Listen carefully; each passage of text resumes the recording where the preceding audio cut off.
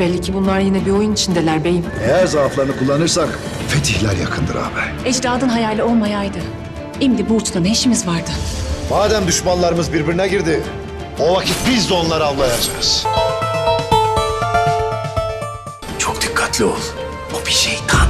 Turgut Bey bir Türkmen beyidir. Ve Osman Bey'imiz canını verir lakin onu size komaz. Hayır, sözün bittiği yerdeyiz. Pusatlarımız bilensin.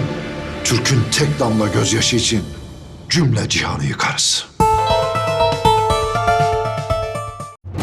Belli ki bunlar yine bir oyun içindeler beyim. Eğer zaaflarını kullanırsak fetihler yakındır ağabey. Ecdadın hayali olmayaydı. Şimdi bu uçta ne işimiz vardı? Madem düşmanlarımız birbirine girdi, o vakit biz de onları avlayacağız. Çok dikkatli ol. O bir şeytan. Turgut Bey bir Türkmen beyidir. Ve Osman Bey'imiz canını verir lakin onu size komaz. Hayır, sözün bittiği yerdeyiz.